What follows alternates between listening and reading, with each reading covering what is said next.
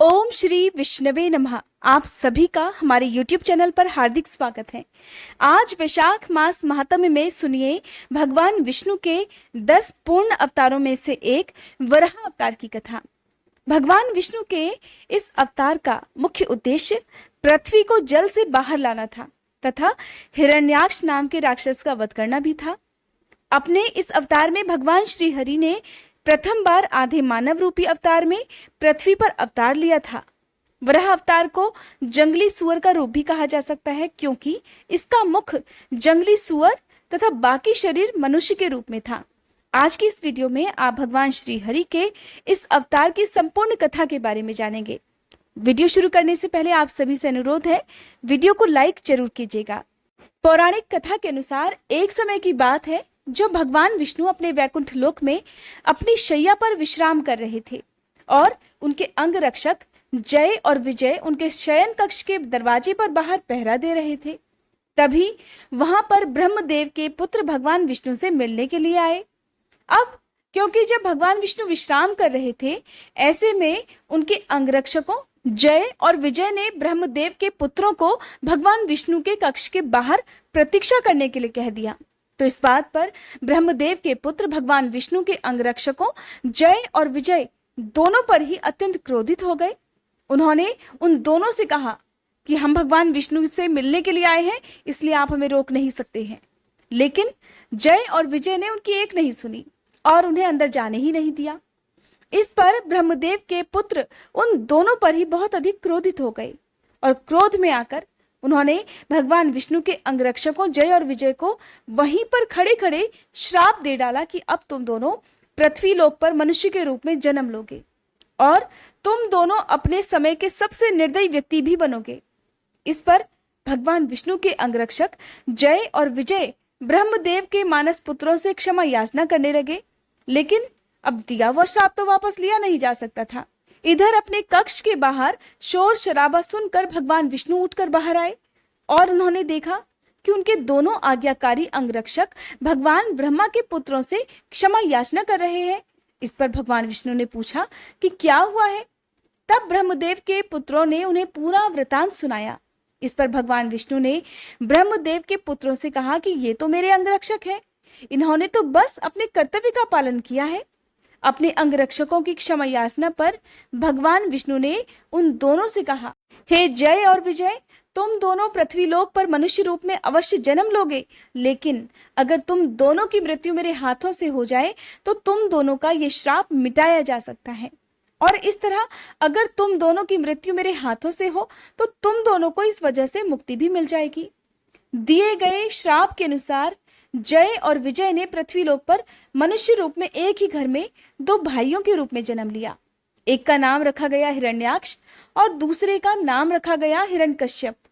हिरण्याक्ष बड़ा होकर भगवान ब्रह्मा की तरह पूरी तरह से भक्त बन गया। उसने भगवान ब्रह्मा को प्रसन्न करने के लिए बहुत कठिन तपस्या की और फिर उसकी तपस्या से प्रसन्न होकर भगवान ब्रह्मा उनके सामने प्रकट हुए और हिरण्याक्ष से कहा कि वत्स, मांगो, तुम्हें क्या मांगना है। इस पर हिरण्याक्ष ने भगवान ब्रह्मा जी से कहा कि हे भगवान, अगर आप मुझे देना ही चाहते हैं तो अमर होने का ऐसा वरदान मुझे दीजिए जिससे मैं किसी भी अस्त्र या शस्त्र, देव या दानव, मनुष्य अथवा पशु अथवा पक्षी, किसी के भी हाथों मारा ना जाऊं। मुझे अमरता का वरदान दीजिए। भगवान ब्रह्मा ने हिरण्याक्ष को तथास्तु कहा और अंतर्ध्यान हो गए।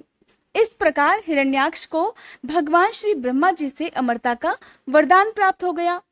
ब्रह्मदेव से वरदान मिलने के बाद दोनों राक्षसों को लगा कि अब तो वे अमर हो गए हैं, अब उन दोनों को कोई भी मार नहीं सकता है, और अपने इसी अहंकार के कारण वे दोनों भगवान विष्णु को भी तुच्छ मानने लगे।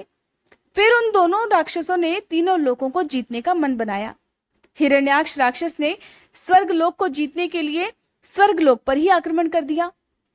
जब स्वर्ग लोक के देवता गणों को पता चला कि हिरण्याक्ष ने स्वर्ग लोक पर आक्रमण कर दिया है और उसका आक्रमण भी इतना भीषण था कि स्वर्ग लोक के सारे देवता स्वर्ग लोक छोड़कर भाग गए।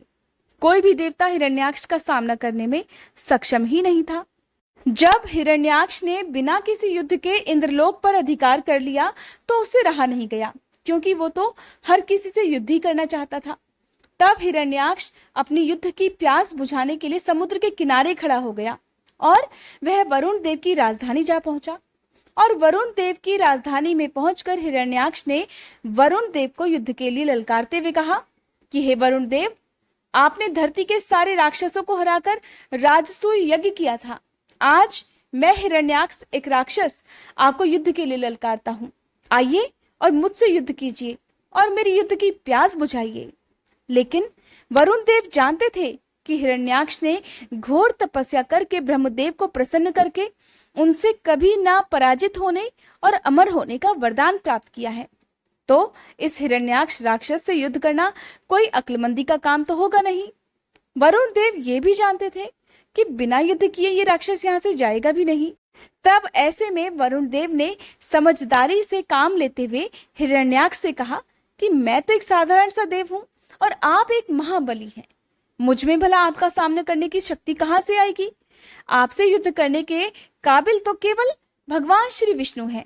मुझे हराकर आप अपनी शक्ति और अपना बल यहाँ पर साबित नहीं कर पाएंगे।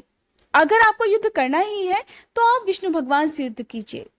हिरण्याक्ष को लगा कि वरुण देव ठीक ही कह रहे हैं। अब मुझे विष्णु देव से ही युद्ध करके उन्हें परास्त करना चाहिए।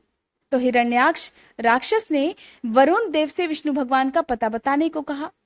जब वरुण देव ने हिरण्याक्ष राक्षस को विष्णु देव का पता बताया तो वह विष्णु भगवान से युद्ध करने के लिए निकल पड़ा। लेकिन हिरण्याक्ष राक्षस को विष्णु भगवान नहीं मिले। तब उसने क्रोध से और अपनी ताकत के जोश में अंधे हो चुके हिरण्याक्ष ने पृथ्वी को समुद्र की गहराइयों में धकेल दिया और इस तरह पूरी पृथ्वी पर हाहाकार मच गया। सारी पृथ्वी को समुद्र की गहराइयों में डुबा देने से पृथ्वी पर हो रहे सारे हवन, पूजा, प्रार्थना, दान इत्यादि शुभ कर्म रुक गए। इससे देवताओं की शक्ति क्षीण होने लगी। तो सारे देवतागण मिलकर भगवान विष्णु की शरण में पहुंचे और भगवान विष्णु से निवेदन किया कि हे श्रीहरि, अब आप ही इस हिरण्याक्ष नाम के राक्षस का वध करने का कोई उपाय सोचिए। भगवान विष्णु ने देवताओं के अनुरोध को स्वीकार कर लिया और तब उन्होंने हिरण्याक्ष राक्षस को मारने का निश्चय किया। विष्णु भगवान ने हिरण्याक्ष को मारने के लिए, उसका वध करने के लिए वराह का रूप धारण किया। अपने तीखे और लंबे दांतों की मदद से पृथ्वी को महासागर की गहराइयों से बाहर निकाल लिया। विष्णु भगवान को वराह रूप में देखकर हिरण्याक्ष ने तुरंत विष्णु भगवान पर अपनी गदा से प्रहार कर दिया। इस पर विष्णु भगवान और हिरण्याक्ष के बीच में भयंकर युद्ध हुआ। हमारे हिंदू शास्त्रों में ऐसी मान्यता है कि भगवान विष्णु और हिरण्याक्ष के बीच में यह युद्ध पूरे 1000 वर्षों तक चलता रहा। तब अंत में भगवान विष्णु ने अपने सुदर्शन चक्र की सहायता से हिरण्याक्ष का सिर धड़ से अलग कर दिया। जब हिरण्याक्ष का वध हो गया तो विष्णु भगवान ने समुद्र की गहराइयों में समा चुकी पृथ्वी को अंततः जल से बाहर निकाला, पृथ्वी को संतुलित किया और इस प्रकार पृथ्वी पर जीवन एक बार फिर से सामान्य हो गया। इसीलिए कहा जाता है कि जब भी भक्त किसी मुश्किल में होते हैं या धरती पर जब जब संकट आता है तो भगवान किसी न किसी रूप में अवतार धारण करके पृथ्वी की रक्षा करते हैं, अपने भक्त जनों की रक्षा करते हैं। ये थी आज की कथा। वीडियो कैसी लगी कमेंट बॉक्स में जरूर बताइएगा।